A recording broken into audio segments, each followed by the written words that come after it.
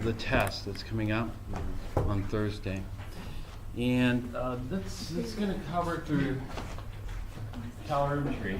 And so exam 2 is going to be chapter 5 through 7A. 7A is including calorimetry. Well, we did our first calorimetry experiment last week on Thursday. And so we're going to start using something called energy level diagrams.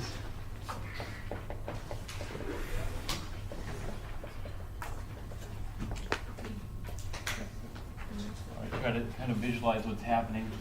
And so last week we did this. Last week there's some cold water, right? And so we had H2O cold. And basically the cold water started off at lower energy. The energy we're going to show here is U. Do you recall what U is for energy? What's U called?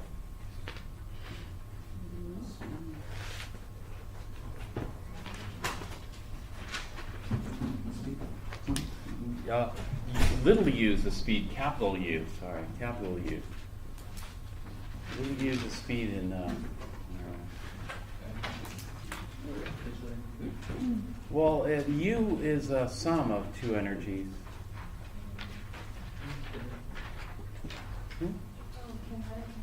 Kinetic and potential, and U itself has a name. Did I tell you the name of it last week?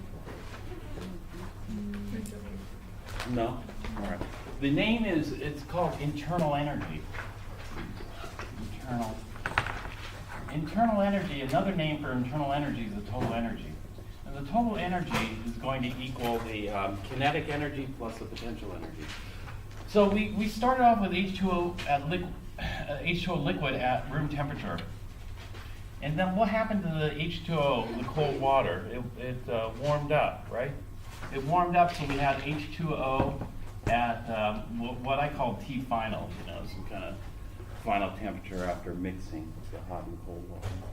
And so when we analyze this energetically, we start off with some total energy initial, and we end up at some total energy final. And the final energy is greater than the initial energy, so it went up in energy. Well, the total energy here, U, is equal to the sum of the potential energy initial plus the kinetic energy, E sub K initial.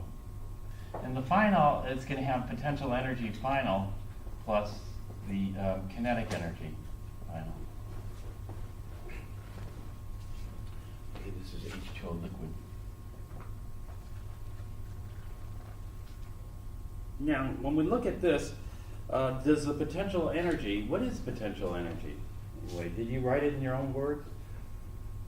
What is potential energy in your own words? Not the words I use. Stored energy? How is energy stored in H2O liquid? If I have a bottle of H2O liquid, where's the energy stored here? You see, stored energy you have to be careful with, because stored energy, this temperature, that's stored energy, right? But it's not potential energy. The temperature is not potential energy. What is be more specific about stored energy. The motion of the molecules is actually, would be termed kinetic energy in that case. Kinetic energy is just motion of the molecule. We had three types of kinetic energy. What were the three types of kinetic energy?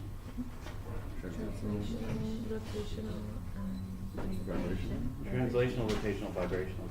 Okay. But potential energy is different. Did you write, when you guys do this, it's so hard to remember, just reading. It's so hard to, this is why, this is one of the reasons why I say to redo the procedure of a lab experiment. You redo it in your own way, or you redo it using your own words. And it has much more meaning. And the same thing with definitions. Definitions, you can copy the definition out of the book, or you can copy what I say is the definition, but if you could just rethink it or rewrite it in your own words, it makes it have much more value. It makes it easier to remember. But The potential energy is potential relative to what? Well, let's start off with the kinetic energy. Kinetic energy is a bit easier. Kinetic energy is just related to the what? What's a direct measure of kinetic energy? The speed, but do we measure the speed? Are you measuring that nitrogen is moving at 1,000 miles an hour? Do you ever measure? Do you ever measure URMS? No, but we know something's a measure of kinetic energy. What is that? Temperature. And so the temperature is a measure of the kinetic energy. So here we're at a lower temperature, lower kinetic energy. Here we're at a higher temperature, higher kinetic energy. So the kinetic energy has increased because we're at a higher temperature, we got more motion, it's moving faster, vibrating more vigorously, and rotating. And so the kinetic energy has definitely increased. What about the potential energy? Did the potential energy increase? It remains the same. Why is that? Why didn't the potential energy change?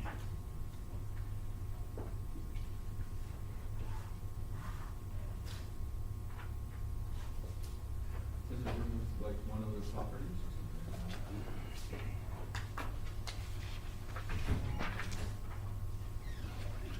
Potential energy is related to the energy. When people say the energy is stored, we're talking about like stored in what?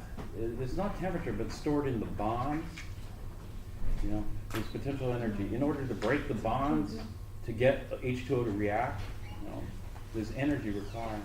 There's energy stored in the hydrogen bonding interactions holding the liquid water molecules together. The liquid water molecules are held together. In order to break them apart, you have to break the hydrogen bonding interactions and dispersion forces holding the water molecules together. There's potential energy stored in electrons. There's potential energy stored in the nucleus, the nuclear binding energy. And so, in terms of that, then H2O liquid are the same. I explained it differently last week. I explained potential energy because I'm just building up on things. I want to build up on things. I don't want to hit you with everything at once. And so I explain it in terms of reactivity, chemical reactivity. Is the chemical reactivity of H2O liquid the same as the chemical reactivity of H2O liquid? Yes. Therefore, the potential energy, it's the same thing, and potential energy didn't change. Does that make sense? And so you think of it in your own way, but in this case, potential energy is the same. Potential energy didn't change, kinetic energy went up. And so what we see is this. We see a change, delta U, change in the energy, which is going to be delta PE plus delta EK. Well, delta PE, the potential energy didn't change, so the change in potential energy is 0. And so we're just looking at the change in the kinetic energy.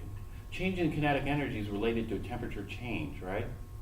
And so delta U here is going to equal amount times C times delta T, the amount of water we had. And so we need to know the amount. In this case, we had, 50.0 grams to 50.0 grams. Correct? Is that what we use?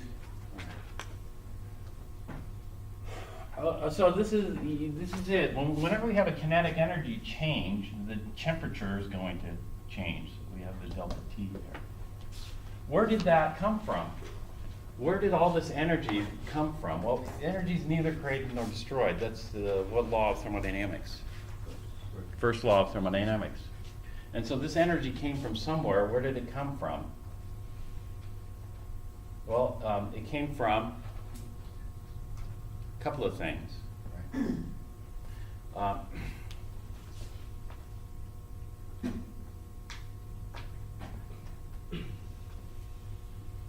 So something lost energy.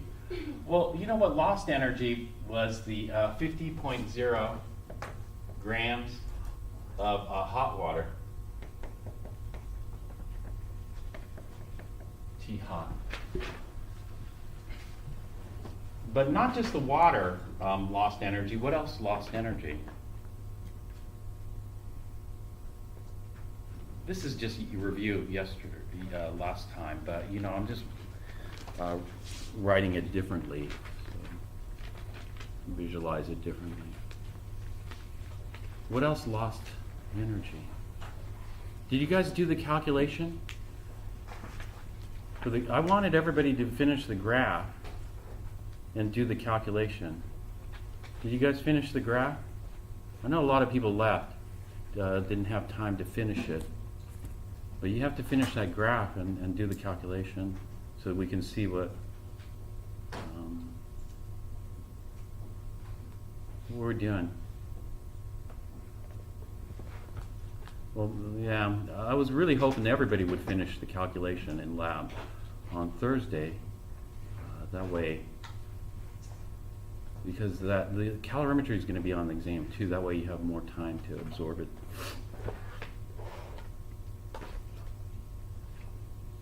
A couple of people. Didn't a couple of people finish it? Maybe that was the afternoon. Yeah, I guess that was afternoon. Mm-hmm. Did you finish? What was it? What did you get, Carlos? From the lab? I mean, do you have the number? Oh, it's okay. You have to dig it out.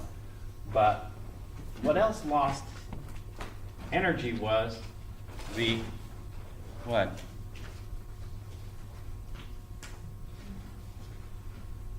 Drawing a blank.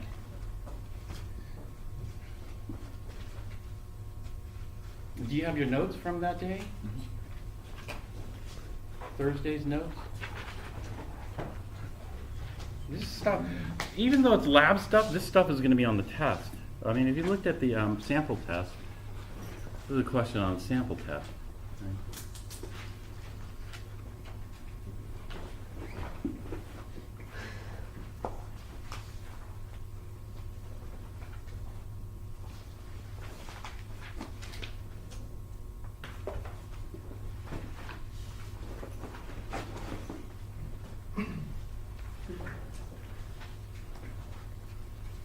Oh, look that up, and I'm going to